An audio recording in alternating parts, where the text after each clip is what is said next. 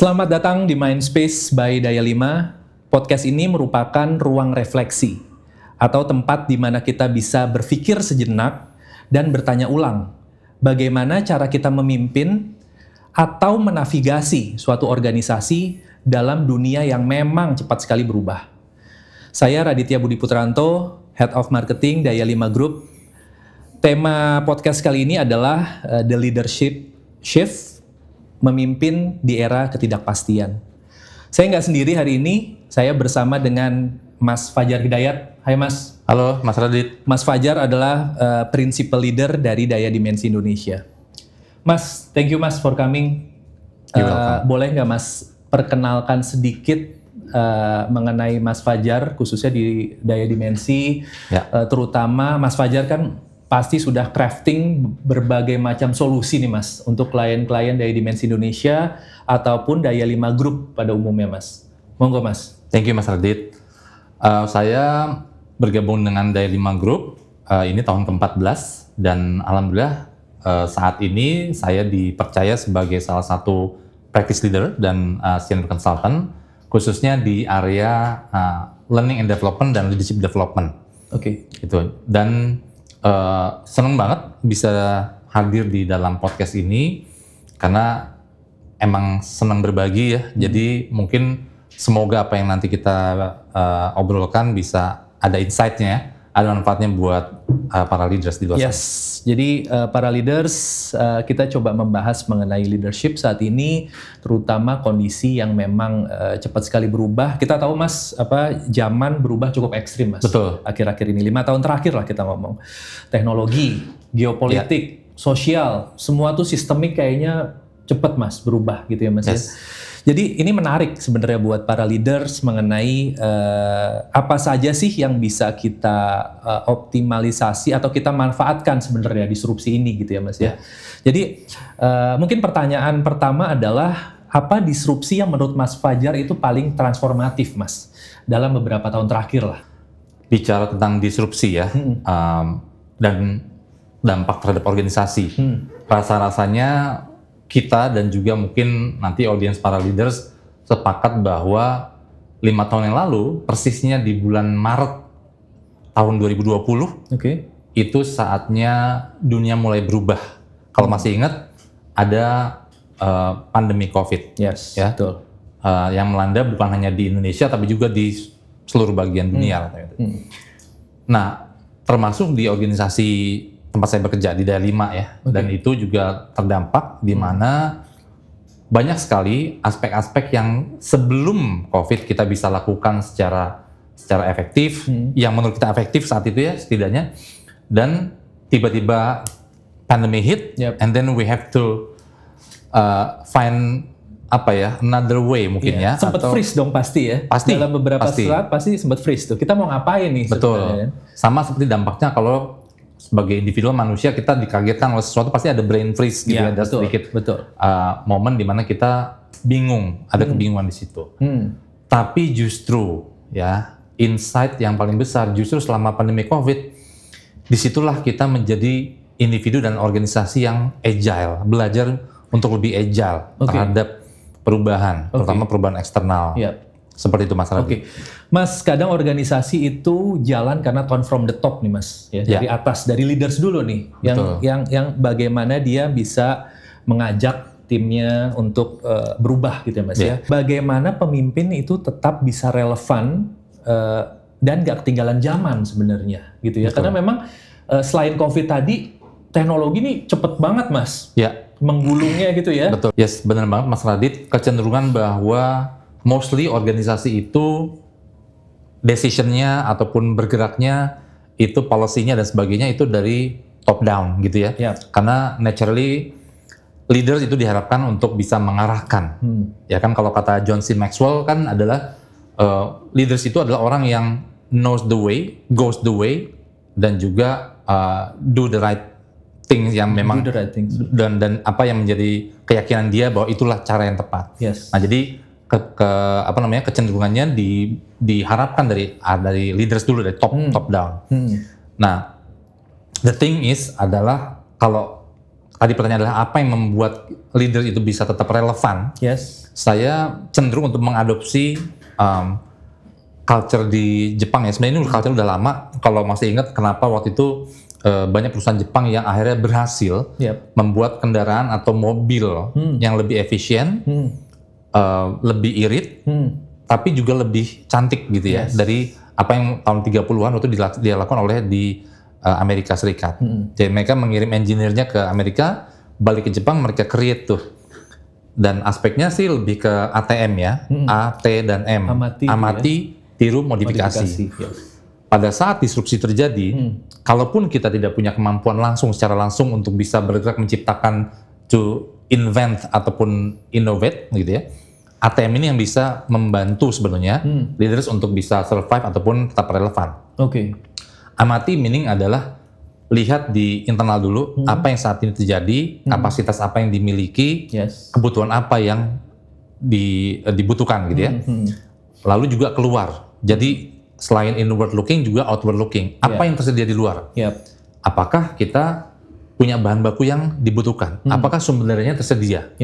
Atau kita perlu kolaborasi? Sama juga dengan tadi, apa kita perlu inventing something atau kita bisa tiru dari yang sudah ada.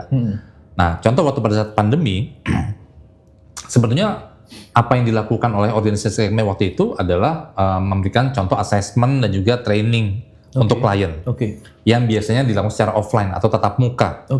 Bahkan kami di Daya5 punya fasilitas untuk assessment center itu cukup lengkap, bisa menampung sampai dengan 24 orang. Karena memang top leader lah bisa. Top leaders, dan kami punya fasilitasnya bisa dibilang paling lengkap ya mungkin di Indonesia saat itu. Nah, pada saat pandemi hit, kita harus berpikir dan memutar otak kita bagaimana caranya supaya lebih adaptif tadi ya, dan juga tetap relevan. Nah,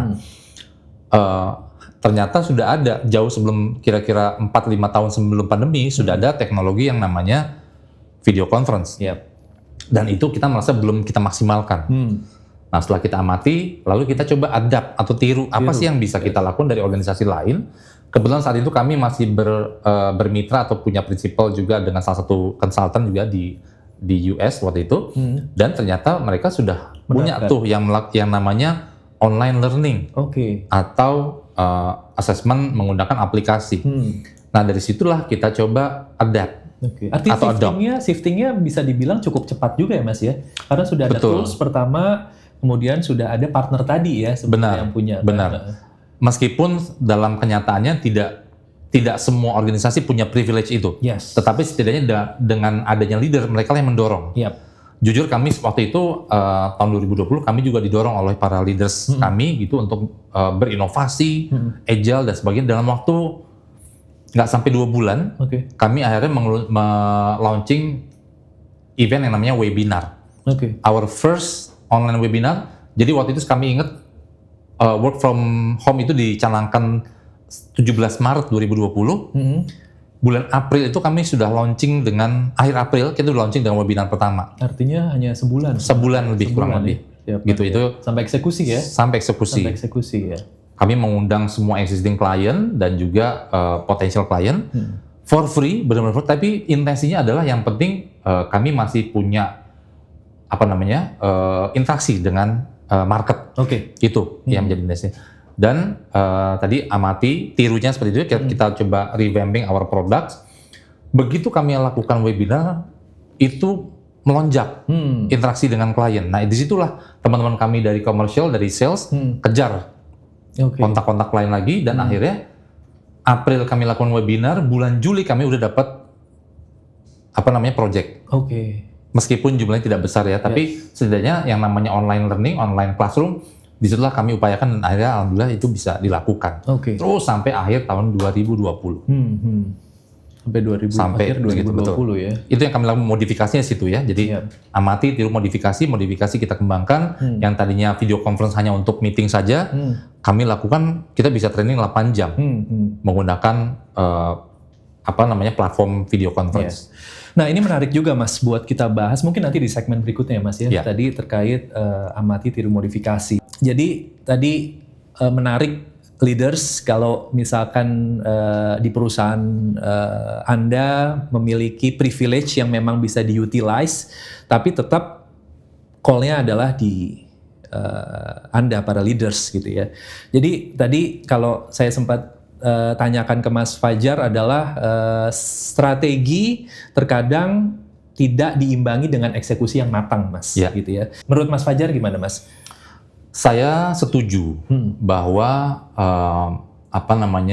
untuk menyeimbangkan antara planning ya Yep. atau strategi yang sudah dibuat, karena membuat strategi itu tingkat kesulitannya lebih rendah dibanding eksekusinya sebenarnya. Tingkat challenge-nya itu mungkin lebih rendah karena orang bisa leaders gitu ya, bisa dengan mudah mengumpulkan timnya lalu menyusun strategi menggunakan historical data apa yang bisa dilakukan, target berapa, mau penetrate market mana dan sebagainya. Strategi itu sangat bisa sophisticated. Oke. Tetapi pada saat udah masuk ke ranah eksekusi dibutuhkan more than just courage and guts. Oke. Karena lebih kepada leaders harus bisa mengerahkan, memobilize gitu ya, timnya dan juga leaders di bawahnya untuk bisa memastikan apa yang sudah direncanakan dilakukan. Yes. Mulai dengan penyusunan jadwal, gitu ya, menata resources, memetakan resources, kemudian mempersiapkan materialnya, produknya dan sebagainya.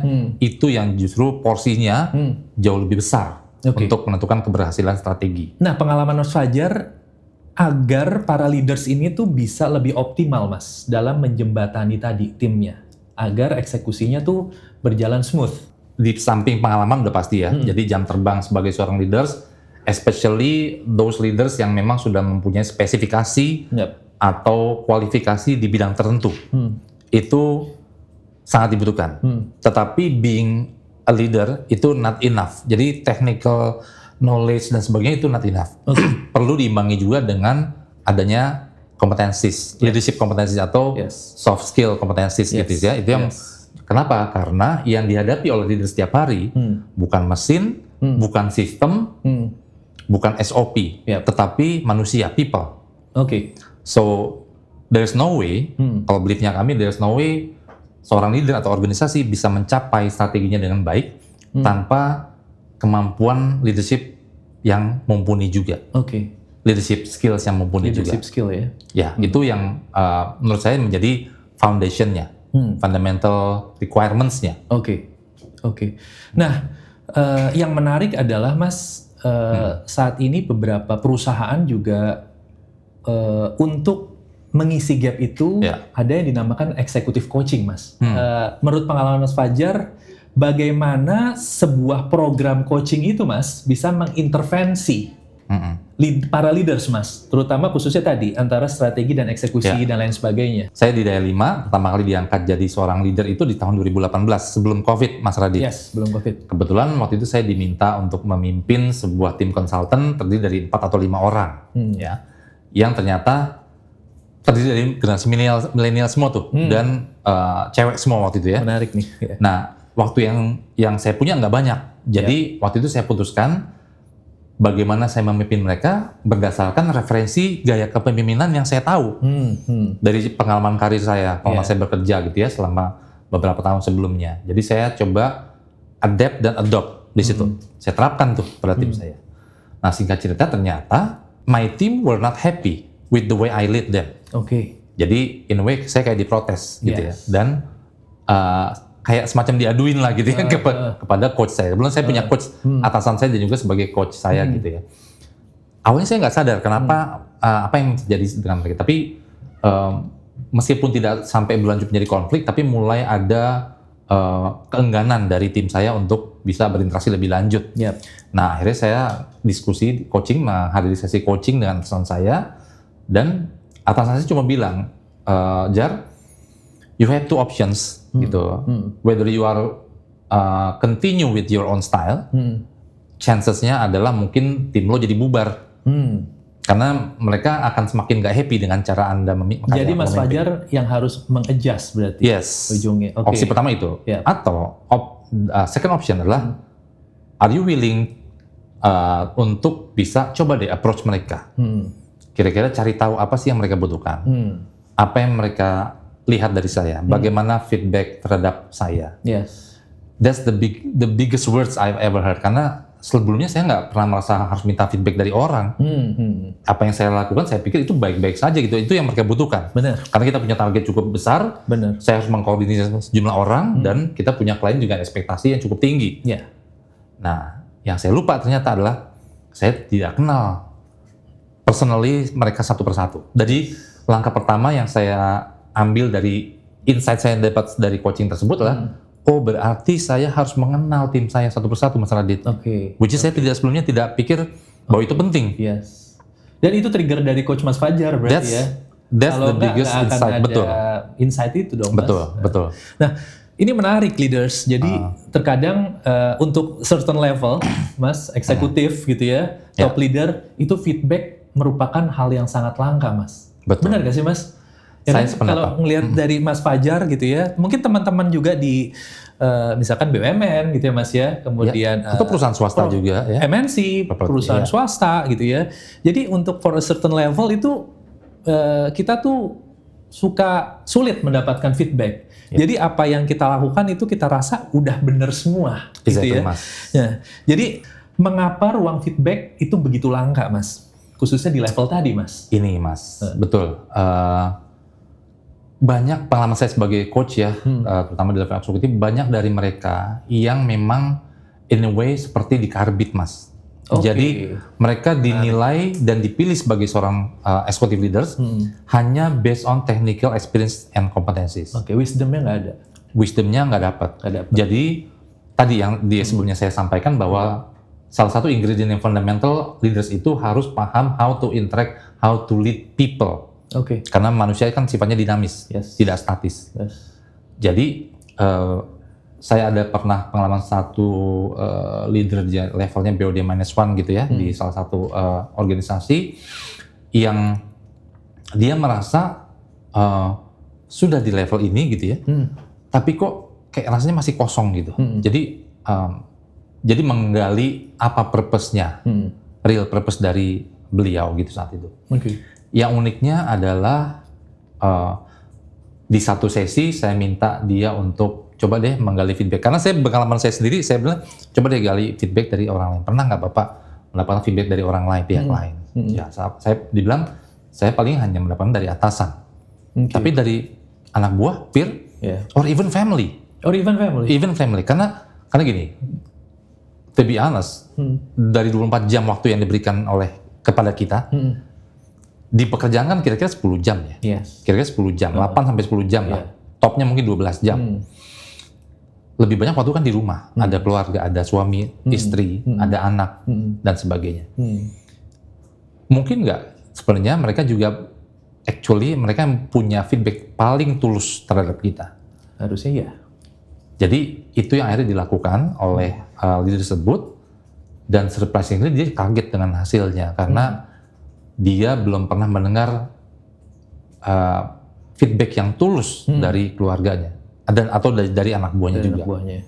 Dan itu akhirnya hit cukup hard, but fortunately in a positive way gitu ya. Jadi akhirnya leader tersebut akhirnya jadi terbuka gitu ya, wawasannya dan juga retrospektif terhadap yang disampaikan oleh orang-orang sekitarnya. Itu Mas contohnya. Jadi ternyata meminta feedback itu meskipun untuk memulai rasanya berat ya, karena buat yang tidak biasa mungkin ada sisi tidak nyamannya. Betul. Nah itu yang menarik. Jadi pemikiran saya sebenarnya, mungkin beberapa leaders juga sama gitu ya. Kalau kita ngomong coaching berarti kuncinya menurut saya Mas ya, correct me if I'm wrong ya, adalah keterbukaan. Artinya kan harus mau digali sama coachnya, dan dia harus mau terbuka, being honest Mas, gitu ya. Nah program coaching itu seberapa aman, maksudnya seberapa nyaman buat para leaders tuh bisa bercerita sebenarnya. Thank you Mas Radit. Izin Mas untuk menjawab diskusi lebih lanjut pertanyaan tadi ya. Saya coba kutip research dari Forbes ya. Beberapa tahun 2022 kalau nggak salah ini researchnya. Jadi ternyata menurut Forbes itu ada 5 key reasons, there are 5 key reasons kenapa leaders itu butuh coaching. Ya, butuh coach. Sampai ada 5 ya? Ada 5. Ada 5. Jadi Yang pertama adalah dengan bersedia opening themselves untuk menerima coach, jadi itu meningkatkan quality of conversations. Oke. Jujur, tanpa disadari sebagai seorang leaders ya, seringkali kita kecenderungannya adalah drive. Yes. Mendrive orang lain, Betul. mendirect orang lain. Itu yang dirasakan. Dan itu tidak leaders salah. juga pasti. Itu tidak salah selama porsinya tepat. Ya. Ya. Dan leaders itu bisa tahu menempatkan dirinya kapan dia berperilaku mendrive, kapan dia bisa duduk berdampingan dengan timnya untuk memahami apa yang dibutuhkan. Betul. Nah, the thing is yang muncul pada saat leader itu mau menerima coach gitu ya, adalah kualitas conversation menjadi meningkat. Karena salah satu yang diharapkan dari seorang coach adalah making addressing the right questions, dan juga kedua menciptakan safe environment buat si coachee-nya. Artinya addressing the right question itu pasti tailor made ya Mas ya? Iya. Nggak template pasti. Bukan, nggak bisa template. Nggak bisa template. Nggak bisa template. Betul. Karena coachnya harus mengobservasi dulu apa yang menjadi kebutuhannya dia, lalu dia gali juga, dan dia harus bisa mengadres that question. Dan itulah yang meningkatkan kualitas konversasinya menjadi meningkat. Oke. Ya.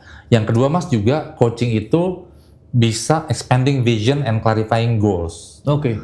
Meskipun di posisi mereka sudah tahu KPI-nya apa, strateginya apa, tapi seringkali clueless untuk bisa bagaimana memperluas visi yang dimiliki oleh organisasi, visi dirinya sendiri untuk ditularkan kepada timnya. Jadi melalui coaching session itu dilatih dan diingatkan kembali bahwa mengklarifikasi goals dan juga memperluas vision itu jadi penting. Karena coachnya akan menggalikan menurut Anda apa sih ya visi Anda, by becoming leader apa sih yang Anda mau sebetulnya, goal Anda apa. Nah, dari situlah akan bisa digali selanjutnya. Yang ketiga adalah strategic reflection. Jadi kan ada ungkapan Mas bahwa leaders itu kan lonely at the top ya. Semakin tinggi posisi biasanya semakin kesepian. Betul. Jadi leaders itu butuh banget orang yang buat diskusi, ngobrol, sekedar mendengarkan aja. Jadi coach itu butuhnya ternyata kelebihan coach itu di situ karena menjadi refleksi tapi strategis. Orang ini yang dipilih jadi coach biasanya kan juga pernah punya pengalaman di level tersebut yang sama minimal atau lebih tinggi. Jadi been there done that.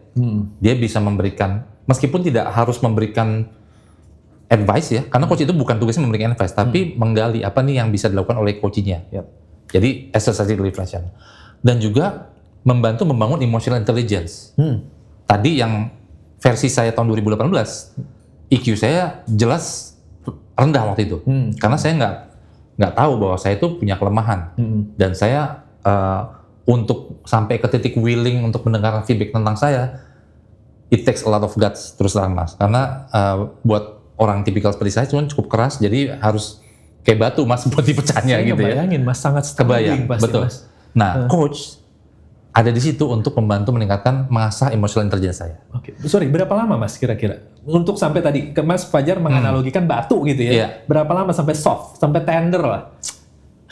Kalau saya pribadi kurang lebih 3 bulanan Mas. 3 bulan ya? 3 bulanan karena memang again tergantung dari apakah willingness saya untuk mendengarkan coach saya itu setulus itu dan niat saya.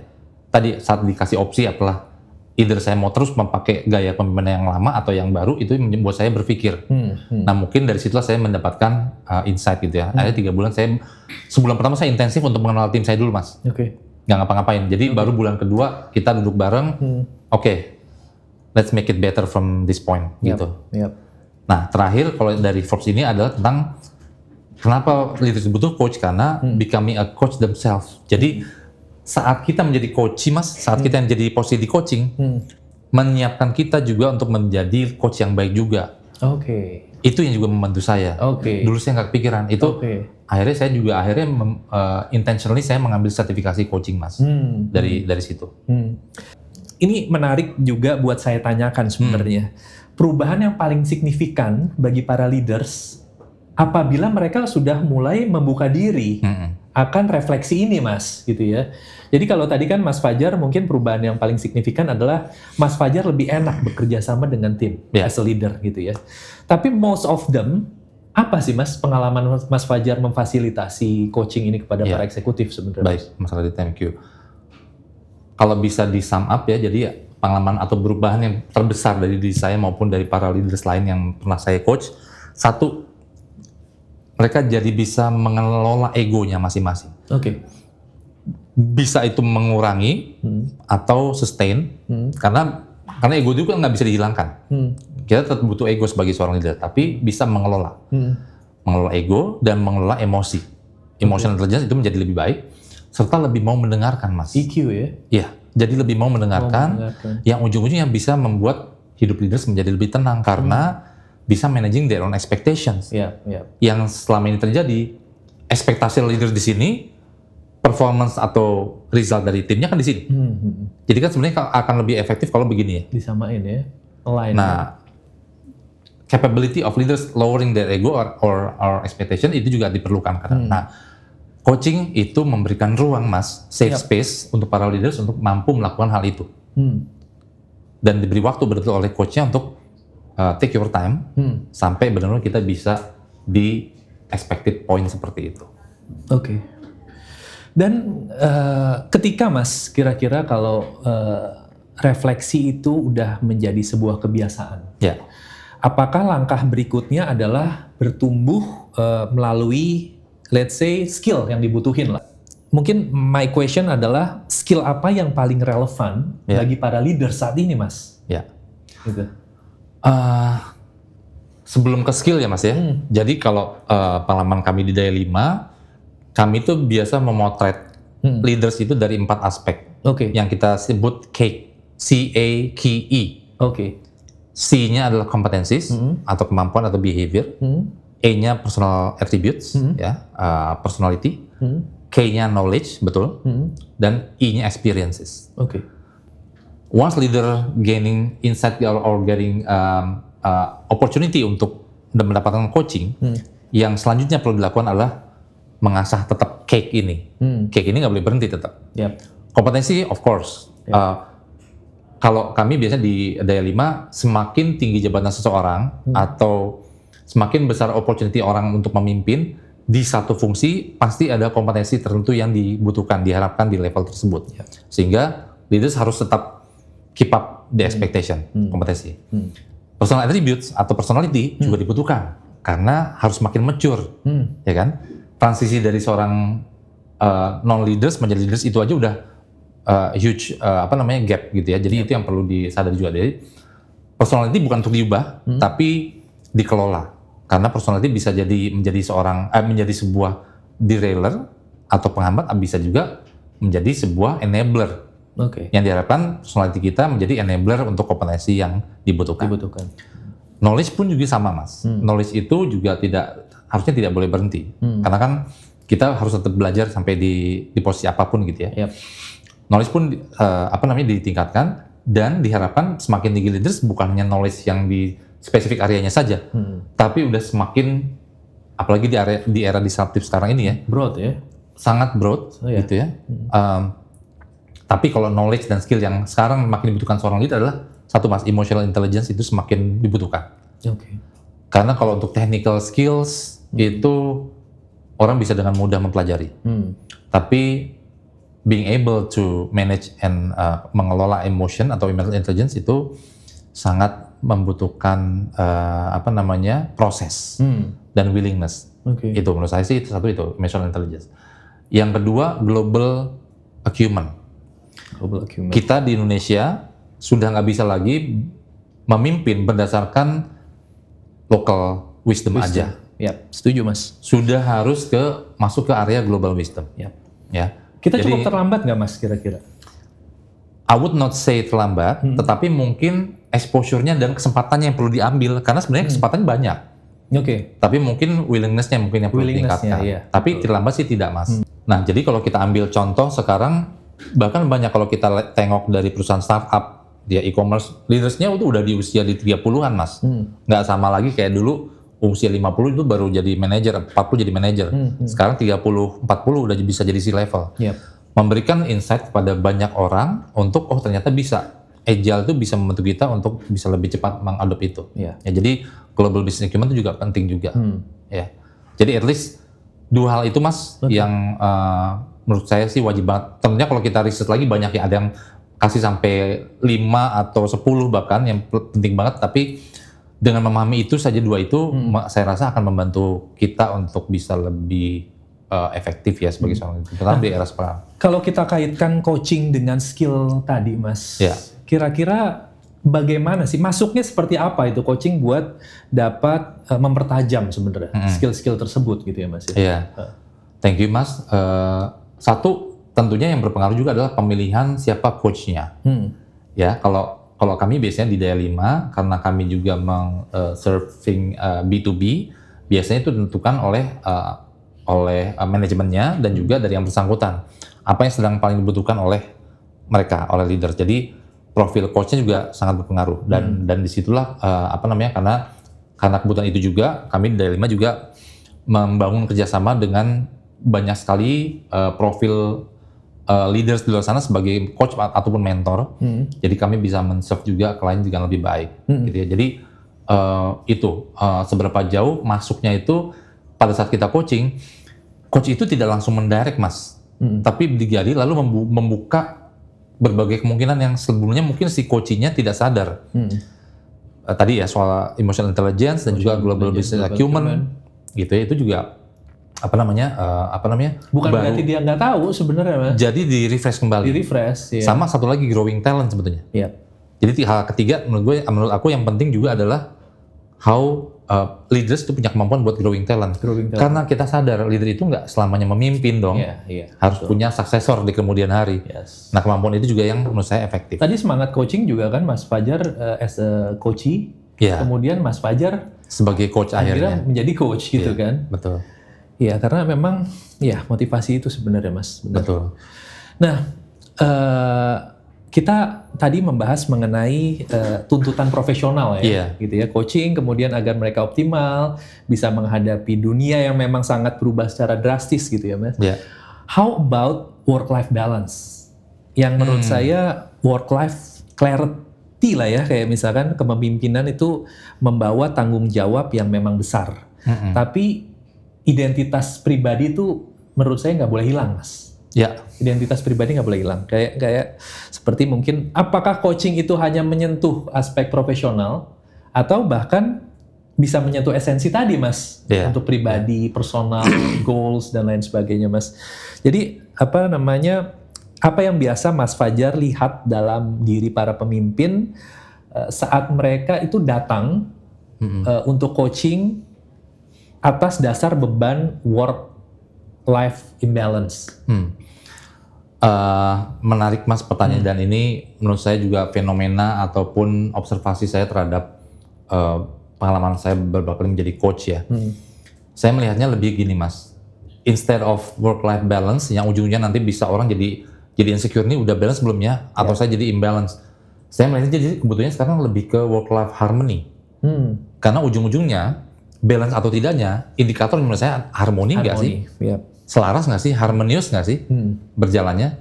Bisa jadi orang itu efektif di pekerjaannya sebagai leader, tapi kalau sisi life-nya dia merasa sudah sudah balance, tapi ternyata tuntutan dari keluarganya juga ternyata berbeda karena seiring dengan misalnya pertumbuhan anaknya atau kebutuhan keluarga dan sebagainya. Jadi yang perlu dikejar adalah yang perlu diusahakan adalah harmoninya, work-life harmony. Dan ujung-ujungnya adalah apakah ada peace of mind yang dirasakan oleh leader itu sendiri. Kalau leader itu masih pulang dengan pikiran masih di kantor, di pekerjaan, rasanya belum terjadi harmoni itu. Dan sebaliknya, kalau dia bekerja, memimpin di perusahaan, di organisasinya, tapi di rumahnya juga banyak masalah gitu ya, rasanya juga belum harmoni. Itu. Dan menurut saya salah satunya adalah bisa didapatkan dari menggali feedback dari orang lain, which is adalah insight-nya dari coach-nya. Pernah nggak, Mas? Ini mungkin para leaders juga kadang merasa kehilangan diri gitu ya, Mas ya. Jadi apa yang sudah dilakukan dan sebagainya untuk work-life harmony gitu ya, buat work-life harmony, mereka merasa ini belum dapat gitu ya. Kira-kira menurut pengalaman Mas Fajar, turning point apa sih yang biasanya mereka bisa mencapai itu sebetulnya? Betul. Di kami di Dialema kebetulan kami juga punya mengenal framework yang namanya kalau seorang leader itu mau willing to develop, termasuk lewat coaching gitu, salah satunya adalah dia harus punya prosesnya ALA namanya ya. ALA. A-nya pertama tuh align. Align meaning dia harus mencari data dulu. Datanya adalah dia harus mau menerima feedback. Karena feedback itu merupakan data buat dia, Bang. Starting point kapan dia di titik mana dia mau mulai berubah adalah dapatnya dari feedback tersebut. Jadi align dulu dengan apa yang dibutuhkan. And then L-nya learning. Belajar untuk bisa follow up dari data yang dia sudah dapat, ada gap nggak? Lalu kita tutup gapnya dengan developing yourself. Usaha cari coach atau dia belajar lagi lewat formal learning lainnya atau lewat assignment gitu, penugasan. Dia minta ke atasannya lagi untuk ditugaskan ke project tertentu atau di pekerjaan tertentu. Dan terakhir A-nya adalah action. Apa yang sudah pelajari langsung dia terapkan dalam tindakan. Itu yang tahapannya seperti itu. Jadi dengan rumus itu our experience menyatakan sih itu most likely akan berhasil untuk dia mau membuka diri dan juga bisa berkembang sebagai seorang leader. Dan kita sebut tadi work-life harmony, kemudian diharapkan melalui coaching bisa mendapatkan itu gitu ya Mas ya. Tapi memang yang paling krusial buat para leaders di organisasi manapun gitu ya, ujungnya harus impact ke bisnis Mas. Betul. Benar ya Mas ya? Harus impact ke bisnis. Kalau enggak, buat apa gitu akan dilakukan gitu ya Mas ya. Jadi ketika menurut saya adalah ketika para leaders itu berubah, organisasi pun akan bergeser harusnya Mas, ikut berubah gitu ya. Jadi semacam katalis transformasi lah Mas gitu ya. Yang bukan hanya dirasakan tapi juga bisa diukur performance-nya. Gitu ya Mas ya.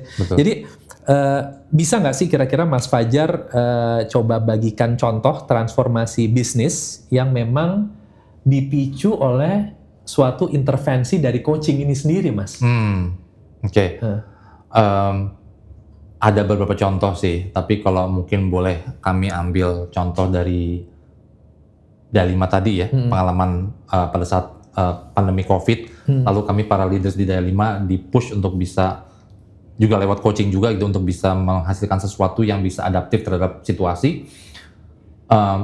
Hasilnya Mas adalah ternyata pencapaian kami di tahun selama pandemi tahun 2021 itu salah satu revenue terbesar kami sepanjang itu adalah didapatkan selama during pandemi.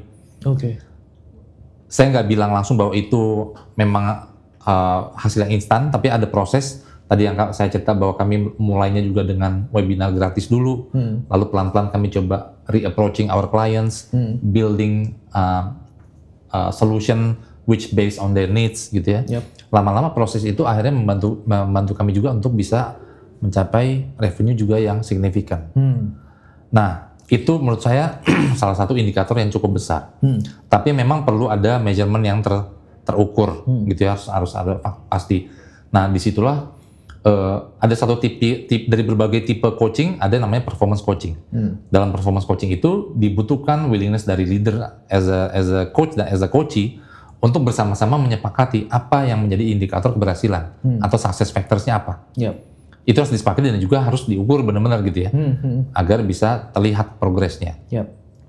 Di area yang lain, kalau di pengalaman saya sebagai coach, salah satu coachee di perusahaan swasta waktu itu ya, e-commerce adalah salah satunya indikatornya adalah dia lebih punya effective communication dan juga effective team leadership, dan juga salah satu indikatornya adalah dia bisa meningkatkan atau mendevelop timnya juga menjadi seorang leader.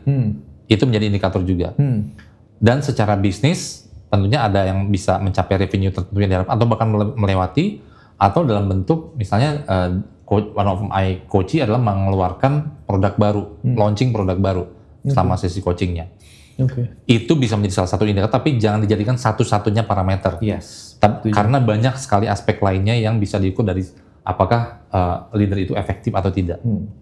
Nah, kalau misalkan saya kerucutkan lagi Mas ya dari tadi beberapa aspek tersebut, ada nggak sih Mas insight terbesar sebenarnya dampak coaching terhadap organisasi yang memang pernah Mas Fajar handle. Dampak yang paling besar lah, kira-kira bisa sedikit di-spill nggak Mas? Apa kira-kira? Kalau saya boleh jujur, dampak terbesar adalah munculnya trust di organisasi tersebut. Trust ya? Munculnya dan juga semakin menguatnya budaya trust. Oke.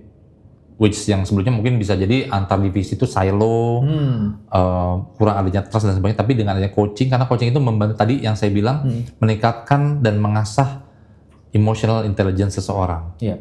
Jadi itu membantu para leaders yang ujung-ujungnya juga membentuk budaya trust di organisasi tersebut menjadi semakin kuat.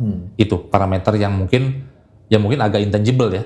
Yeah. Tapi sebenarnya dari trust itu bergulirnya bisa kemana-mana, bisa ke engagement meningkat, betul. Retention level karyawan juga bisa meningkat dan sebagainya. Betul. Artinya umbrella emosional itu cukup kuat, besar, mempengaruhi dan dampaknya besar Mas. Lini dan aspek Mas. Iya. Yes. Itu yang terbesarnya. Oke. Nah, pada akhirnya kan kepemimpinan itu adalah sebuah proses yang memang terus berkembang gitu ya Mas. Betul. Ya. Jadi coaching itu bukan sekedar sebuah proses yang instan atau jawaban yang instan, tapi memang balik lagi tadi bagaimana bisa melempar pertanyaan memang yang tepat dan dalam gitu ya Mas ya. Iya. Jadi kalau misalkan ya kita coba merefleksikan para leaders juga, kira-kira kalau ada satu kebiasaan yang bisa diubah minggu ini Mas, apa kira-kira Mas untuk para leaders sekalian? Satu ya? Ya. Yang bisa diubah. Bisa diubah dalam minggu ini kira-kira. Lebih banyak mendengar. Let's start it with a simple thing. Ya. Satu hal menurut saya adalah coba lebih banyak mendengarkan dari sekitar Anda. Sebagai seorang leader, kadang atau seringkali yang kita dengarkan hanya our own voice. Oke. Try to as much as possible listen to other voices around you. Karena itu membantu saya terutama gitu ya, dan juga hopefully membantu leaders juga audiens di sana untuk bisa lebih banyak mendengarkan sehingga lebih tahu apa sih yang dibutuhkan dan feedback tentang saya apa. Itu yang bisa saya menurut saya ya, itu adalah tips yang start awal dari situ ya. Coba lebih banyak mendengarkan. Oke. Nah, pertanyaan apa sih Mas kira-kira dalam coaching itu yang bisa men-trigger aha momennya? Oke, dalam coaching ya. Dalam coaching ya. Kalau saya menurut saya one of the most powerful moment ataupun aha moment waktu saya lagi mendapatkan sertifikasi, lagi proses mendapatkan sertifikasi coach adalah apa yang menjadi nilai terbesar dalam hidup saya. Karena itu pertanyaan yang membuat saya mikir, saya membawa nilai-nilai apa ya? Apa sih yang penting buat saya dalam hidup saya gitu? Apakah materi, atau imateri, atau kasih sayang, atau pertemanan, atau apa?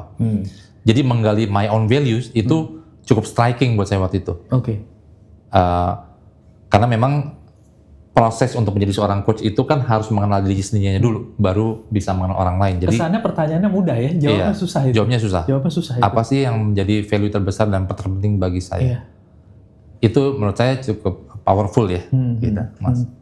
Mas, terima kasih Mas. Sama-sama. Obrolannya hampir 1 jam. Iya, nggak terasa ya. Mudah-mudahan juga leaders ada manfaat yang bisa didapat dan mungkin santai kali ya, bisa sambil ngopi dalam perjalanan gitu ya, karena memang di kereta gitu ya. Jadi jika para leaders memang merasa coaching itu bisa menjadi sebuah ruang refleksi yang memang dibutuhkan, kami mengundang Anda sekalian untuk melakukan discovery call mengenai coaching bersama kami. Nanti link akan kita cantumkan di deskripsi. Terima kasih sudah bersama kami dalam episode kali ini. Mas Fajar, thank you so much Mas. You're welcome Mas. Yes. Sukses ya. Thank you sama-sama Mas Fajar. Sampai ketemu para leaders di episode Mindspace berikutnya. Bye-bye.